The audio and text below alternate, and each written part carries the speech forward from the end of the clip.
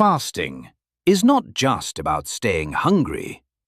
Fasting is not just about feeling thirsty. Fasting is not about counting the hours until Maghrib. No, fasting is something much deeper. It is a divine training, a sacred program designed by Allah to rebuild you, to purify you, to transform you into a stronger believer. But let me ask you something. How many of us enter Ramadan with the intention to change, yet leave Ramadan exactly the same? Same heart, same sins, same habits, same weak prayers, same anger, same tongue, same distractions, same excuses. Ramadan was never sent for that. Ramadan is not a month of eating less. Ramadan is not a month of changing sleep schedules. Ramadan is not a month of social traditions. Ramadan is the month of purification, the month of discipline, the month of returning, the month of awakening. Ramadan is the school where Allah teaches you how to become a new person. Why do we fast? The real question is, why do we fast? Why did Allah command this worship? Allah subhanahu wa ta'ala says, يَا أَيُّهَا الَّذِينَ آمَنُوا كُتِبَ عَلَيْكُمُ الصِّيَامُ كَمَا كُتِبَ عَلَى الَّذِينَ مِن قَبْلِكُمْ لَعَلَّكُمْ تَتَّقُونَ. O you who believe, fasting has been prescribed for you, as it was prescribed for those before you, so that you may attain taqwa. Surah Al-Baqarah 2:183. Look carefully. Allah did not say, so you may become hungry. Allah did not say, so you may suffer. Allah did not say, so you may get tired. Allah said, so that you may attain taqwa. And this is the heart of Ramadan. 1. Fasting builds taqwa and self-control. Taqwa is not just a word. Taqwa is not a beard. Taqwa is not a post on social media. Taqwa is not a public appearance. Taqwa is what you do when nobody is watching. Think about it. You are fasting. You enter a room. You close the door. There is water in front of you. No one sees you. You could drink. You could eat. You could break your fast, and nobody would ever know. But you don't. Why? Not because of people. Not because of society. Not because of the law. But because deep inside, you know Allah is watching you. And that is the beginning of taqwa. Ramadan teaches you the most powerful lesson in life: to respect yourself even when you are alone, to control your desires even when you have full freedom. That is not weakness, that is strength. That is iman. That is taqwa. 2. Fasting breaks desires and builds willpower. Ask yourself honestly, who controls your life? You or your desires? How many times did you say, I will stop this sin, and then you went back? How many times did you say, this is the last time, and then you repeated it? How many times did you promise yourself change, but you stayed the same? Ramadan comes as a message from Allah. You are not weak. You are not helpless. You are stronger than your addictions. You are stronger than your bad habits, because fasting does something incredible.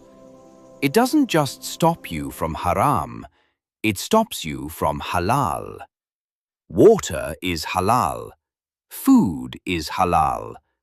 But you leave it for the sake of Allah. So if you can leave halal for Allah, then you can leave haram for Allah. And this is the training. This is the discipline. This is the transformation. 3.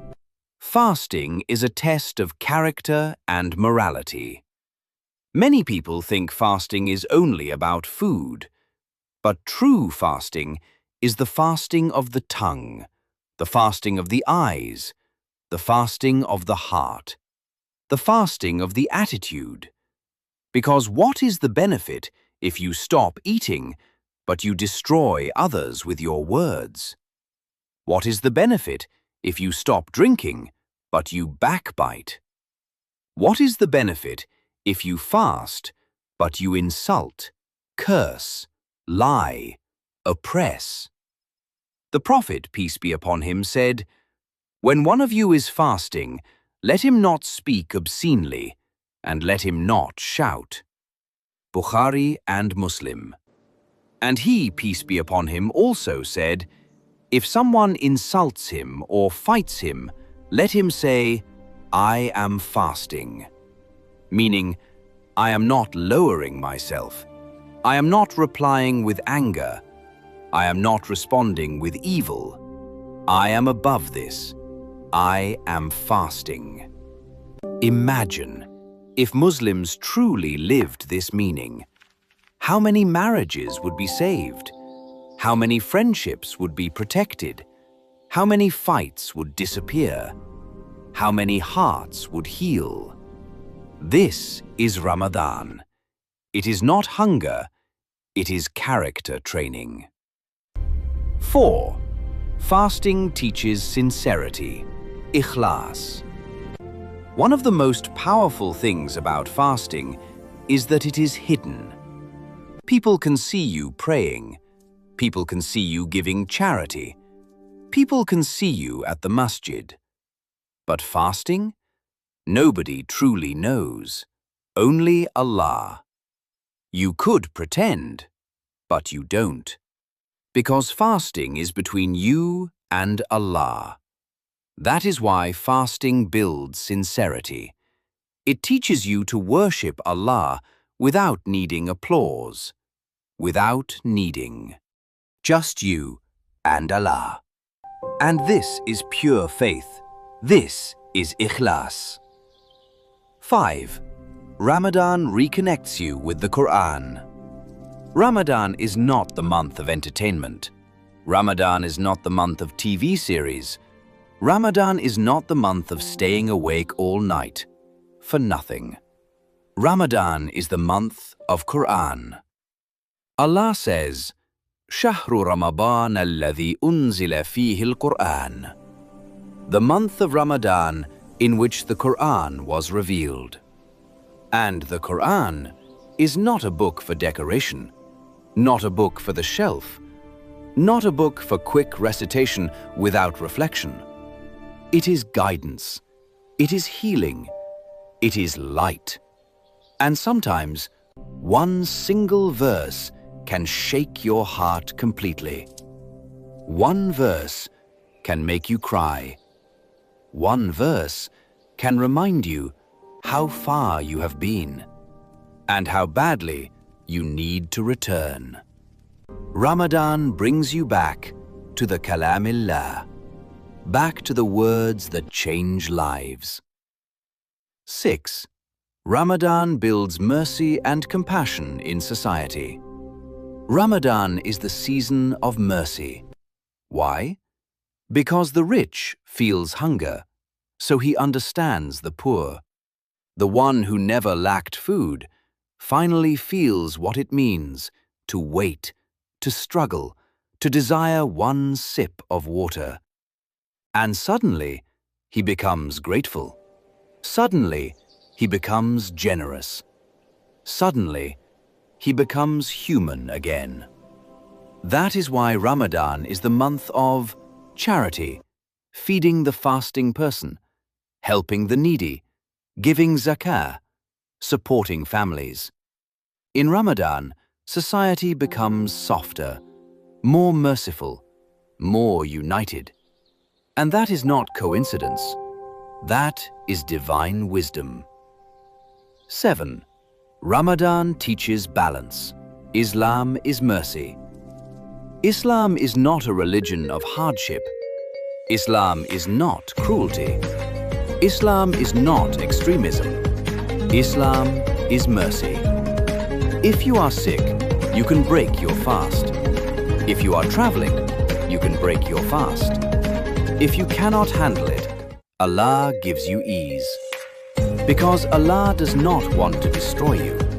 Allah wants to elevate you. Allah wants to purify you. Allah wants to improve you. And this is one of the greatest beauties of Islam.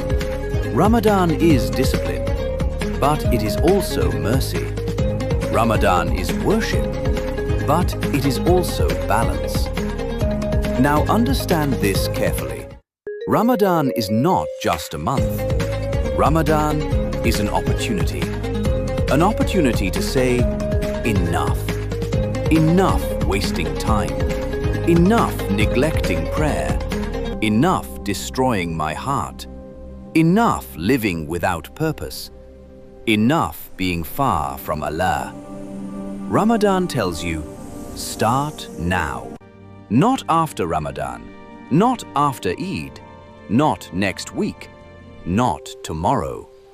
Start now. Because the greatest trap of Shaitan is delay.